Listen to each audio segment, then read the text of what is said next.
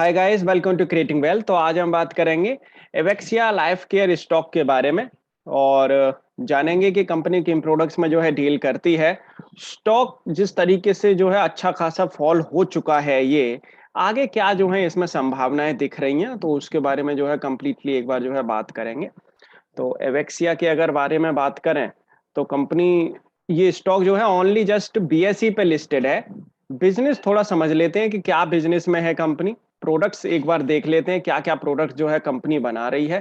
तो कंपनी जो है edible oil, pharma intermediates, plastic granule and software development में भी है। सॉफ्टवेयर डेवलपमेंट में कोई ऐसा ज्यादा बड़ा सॉफ्टवेयर कोई डेवलप नहीं कर रही है, वेब डेवलपमेंट और थोड़ा बहुत कुछ हल्का फुल्का कोई सॉफ्टवेयर डेवलपमेंट में जो है कंपनी काम कर रही है। और कुछ केमिकल सेक्टर के अंदर भी है, तो थोड़ा बहुत जो है केमिकल के अंदर कुछ फार्मा केमिकल्स जो है कंपनी जो है ट्रेडिंग करते हैं बेसिकली ये। और यहाँ पे अगर बात करें तो ट्रेडिंग ही कंपनी जो है गोल्ड एंड डायमंड वाले बिजनेस के अंदर करती है। तो बेसिकली अगर देखा जाए तो कहीं ना कहीं जिस तरीके का इनका जो ये बिजनेस है, डाइवर्सिफाइड तो बहुत अच्छा खासा है अगर देखें तो कहीं ना कहीं। और लेकिन उस तरीके का बिजनेस में जो परफॉर्मेंस इनकी जो आनी चाहिए थी, वो परफॉर्मेंस भी हालांकि एक ठीक ठाक आती हुई दिखी, लेकिन उसके बाद में डाउनफॉल भी अच्छा खासा जो है आता हुआ दिखा है। बेहतरीन डाउनफॉल जो है आया है स्टॉक के अंदर। और ऐसी कंपनीज में पैसा लगाना समझ लो कि मतलब अपने हाथ पैर जो है जलाना होता है बेसिकली। अभी स्टॉक का जब चार्ट आपको दिखाऊंगा तो आप देखेंगे कितना जो है डाउनफॉल स्टॉक के अंदर जो है आ चुका है। और बीच बीच में काफी कुछ बार जो है इसको एवरेज भी किया गया होगा, क्योंकि पिछले साल से ही अभी तक जो है डाउनफॉल अभी तक कंटिन्यूएशन में है। तो पिछले साल तो जिस तरीके से स्टॉक मार्केट जो है काफी अच्छी खासी जब ऊपर गई थी, उस समय पे ये स्टॉक जो है फॉल हो रहा था हर दिन लगातार। तो हर महीने की अगर बात करें, डाउनफॉल बहुत ही अच्छा खासा जो है इस स्टॉक के अंदर आया है। कोई ज्यादा बड़ा बिजनेस नहीं है और कैपेसिटी भी कोई खास नहीं है।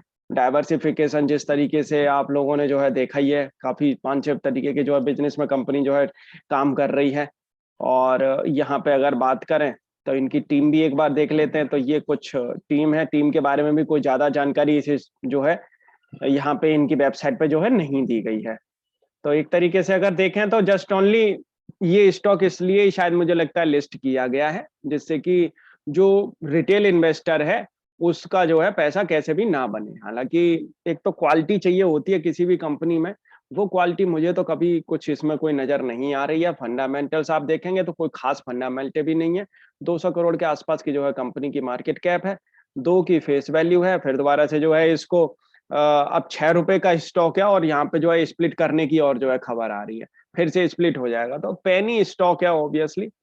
और यहाँ पे डिविडेंड का कोई ट्रैक रिकॉर्ड है नहीं, कभी डिविडेंड ही नहीं दिया। 2015 में बोनस जरूर जो है मिला है इसके अंदर। रेवेन्यू में कहीं कोई बढ़त देखने को नहीं मिल रही है। प्रॉफिटेबिलिटी में भी देखेंगे तो कोई खास बढ़त नहीं है। मुझे लगता है कि अब आने वाले जो ईयर जो जाने वाला है, या आने वाले कुछ क्वार्टर्स जो जाने वाले हैं, उसमें देखेंगे आप कहीं ना कहीं कंपनी जो है एक लॉस मेकिंग ना बनती हुई दिखे बेसिकली, जिस तरीके से स्टॉक में जो है डाउनफॉल आया है।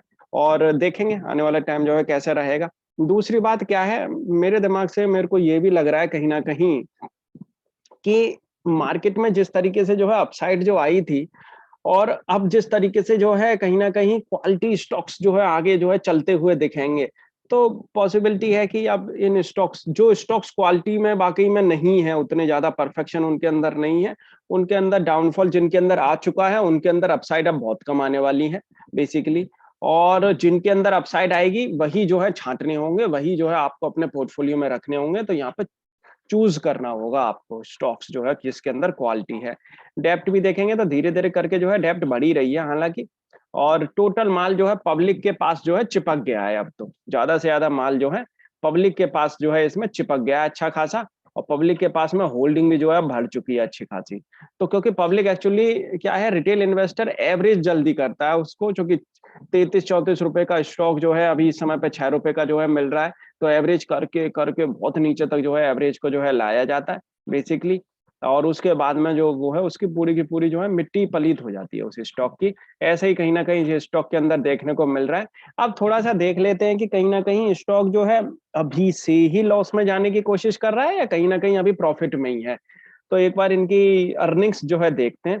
तो अर्निंग्स तो हालाँकि अभी तक देखने को मिल रही हैं, तो प्रॉफिट में ही जो है अर्निंग्स जो है आती हुई दिख रही हैं। लेकिन अर्निंग्स थोड़ा बहुत जो है डाउन थोड़ा बहुत जाती हुई दिख रही हैं। ईयर ऑन ईयर के हिसाब से देखेंगे तो पिछले साल करीब-करीब जो है 1 करोड़ 28 लाख के आसपास का जो है प्रॉफिट था। तो 1 लाख 13 करोड़ के आस वो 1 करोड़ 13 लाख के आसपास का जो है कंपनी कहीं न कहीं प्रॉफिट तो अभी तक जो है कर चुकी है 9 महीने के अंदर। 87 लाख का प्रॉफिट था पिछले साल 9 महीने के अंदर, वहाँ से तो देखेंगे तो 1 करोड़ 13 लाख के आसपास का जो है प्रॉफिट इस समय तक जो है पोस्ट कर दिया है। अब ये समझ में नहीं आ रहा है कि ये जो प्रॉफिटेबिलिटी जो आ रही है, किस वाले सेगमेंट से जो है आ रही है, क्योंकि यहाँ पे कहीं भी जो है सेगमेंट वाइज़ जो है प्रॉफिटेबिलिटी नहीं दी गई है, कि अर्निंग्स जो आ रही है किस वाले सेगमेंट से जो है आ रही है और किस वाले सेगमेंट में जो है कंपनी अभी भी जो है लॉस के अंदर है। तो यहाँ पे कहीं भी कोई एक क्लैरिफिकेशन उस टाइप की नहीं है। तो वो चीज़ जो है मैं आपको नहीं इसमें जो है बता पाऊँगा। लेकिन जिस तरीके से डाउनफॉल स्टॉक के अंदर आया है, इसको 2 ही भाषाओं में जो है समझा जा सकता है। या तो क्या है कि जो रिटेल इन्वेस्टर है, उसको पैसे बनने तो देने ही नहीं है बेसिकली, और ऐसे स्टॉक्स में जिस तरीके से ये जो डाउनफॉल है, यहाँ से फिर से अगर इसके अंदर अपसाइड अगर आती है, बेसिकली कभी भी कोई भी इनका बिज़नेस अगर थोड़ा बहुत अगर ठीक-ठाक अगर चल जाता है, तो फिर से अपसाइड जो है सर्किट टू सर्किट कुछ ना कुछ जो है लगते हुए दिखेंगे आपको। लेकिन कभी भी आप अगर लॉन्ग टर्म के लिए कोई भी स्टॉक अगर ले रहे हैं और किसी भी स्टॉक के अंदर अगर इतनी तगड़ी अगर कहीं डाउनफॉल अगर दिखती है, तो वो स्टॉक वाक़ई में कभी भी लॉन्ग टर्म में आपका पैसा बना के नहीं दे सकता है। कभी भी जो है वो आपका पैसा नहीं बना के देगा। तो बेसिकली ये थोड़ा आप जो है ध्यान में रखें और उस तरीके से जो है काम करने की कोशिश करें। अभी तक ये चार्ट देख रहे हैं आप, पिछला चार्ट देखेंगे आप, इतना डाउनफॉल कभी भी जो है नहीं आया है, तो आपको जो है समझना चाहिए इसको बेसिकली होता क्या है? आप ऊपर देखेंगे तो यहाँ पे करीब-करीब आप एक फ्रेंड्स अगर आपको ये वीडियो अच्छी लगे तो आप लाइक ज़रूर करिएगा। अगर आपने हमारे चैनल को अभी तक सब्सक्राइब नहीं किया तो हमारे चैनल को आप सब्सक्राइब ज़रूर कर लें। अब बेसिकली मैं आपके सामने जो है थोड़ा रखता हूँ चार्ट पैटर्न किस तरीके का जो है बना हुआ है। ₹34 के आसपास में इसने जो है डबल टॉप लगाया है और ये डबल टॉप जो लगा है आप देखेंगे तो जनवरी 2021 के अंदर जो है लगता हुआ दिखा है। ये यहाँ से ऊपर निकल ही नहीं पाया स्टॉक और वहीं से आप देखेंगे डाउनफॉल पे डाउनफॉल जो है इसके अंदर देखने को मिले हैं। बेसिकली स्टॉक जो है जिस तरीके से ये जो गिरावट का दौर इसमें जो शुरू हुआ है, आपको जो है 21-22 रुपए पे ही क्योंकि 21-22 रुपए का एक ही एरिया ऐसा है, यहाँ पे अगर आप नहीं निकले, तो समझ लो फिर तो उसका ट्रेंड ही जो है चेंज हो गया। और ये कितना जो है ज़्यादा ट्रेंड इसका चेंज हुआ है, आप देखेंगे 21-22 रुपए से भी ₹6 का ₹7 का जो है स्टॉक आ चुका है यहाँ पे। वैसे तो बेसिकली 50% के रेजिस्टेंस के नीचे जब स्टॉक जो है चलने लग जाता है, तभी जो है स्टॉक से जो है निकलना चाहिए और वहाँ से अलर्ट जो है हो जाना चाहिए। कुछ ना कुछ परसेंटेज जो है आपको सेल आउट करनी चाहिए। अदरवाइज़ कहीं न कहीं जो है स्टॉक जो है परफॉर्मेंस अपनी जिस तरीके से गिरावट का दौर जो शुरू होता है, फिर निकलने नहीं देता है। 38.2% के रेजिस्टेंस के ऊपर जब तक स्टॉक मौजूद है, जब तक जो है वो अपने बुलिश ट्रेंड के अंदर जो है रहता है। इसके नीचे जैसे-जैसे स्टॉक जो है आने लग जाता है, आपको जो है अलर्ट रहना चाहिए। आप उस पे जो है अवेयर रहें, कितना ये स्टॉक जो है यहाँ से गिर रहा है और कितना जो है और गिर सकता है, तो उसके बारे में जो है आपको जानकारी रखनी चाहिए। बजाए कि आप जो है स्टॉक को लेके बैठे हुए हैं, डाउन स्टॉक जो है चलता चला जा रहा है, लेकिन आप वहाँ से निकल ही नहीं रहे हैं। ऐसा करना बहुत ज़रूरी होता है, आपके जो है पोर्टफोलियो की वेल्थ के लिए। तो यहाँ पे आप देखेंगे 50% की रेजिस्टेंस को भी जो है इसने क्रॉस करके और फिर उसके ऊपर स्टॉक ने कभी आने की कोशिश ही नहीं की है। तो ऐसे में क्या है पैसा तो बनना तो दूर है, आपका जो पैसा है वो भी जो है चूरन हो जाता है। तो यहाँ पे मेरे हिसाब से फ्रेश बाइंग भी अगर कोई करना चाहे बिल्कुल ना करे, कोई फ़ायदा नहीं है। यहाँ करने का कोई फ्रेश बाइंग व्रेश बाइंग इसके अंदर अपना कोई क्वालिटी स्टॉक्स जो है ढूँढो वो ज़्यादा अच्छा है कि कोई अगर इसमें फँसे हुए हैं, कभी थोड़ा बहुत अगर आपको अपसाइड दिख जाए तो वहाँ पे निकल जाओ, वो ही ज़्यादा अच्छा है। क्वालिटी स्टॉक्स के अंदर पैसा लगाओ, वो ज़्यादा बढ़िया रहेगा। कहीं न कहीं आपका अगर पैसा बनेगा, थोड़ा बनेगा या नहीं बनेगा, लेकिन आपका जो है पैसा कहीं न कहीं सेफ रहेगा। तो वो चीज़ें आप ढूँढो। ऐसे जो हैं स्टॉक्स के अंदर अपना पैसा लगाओगे, तो कहीं ना कहीं, और आपको अगर ये चीजें नहीं पता होंगी, आपको जो है चार्ट रीडिंग नहीं आती होगी, क्योंकि चार्ट पहले जो है काम कर देगा, फंडामेंटल्स बाद में आएंगे। आप जो है बैठे हो कि फंडामेंटल्स बहुत ही अच्छे हैं, लगा दो पैसा, कभी तो ऊपर आएगा, और फंडामेंटल्स बाद में जो है गड़बड़ होते हुए दिखते हैं, चार्ट पहले काम कर जाता है, तो बाद में जो है पैसा चूरन ही हो जाता है।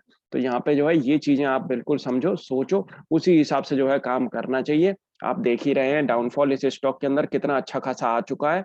बहुत लोग जो है इसमें फंस गए होंगे, बहुतों ने इसमें जो है एवरेज कर रखा होगा।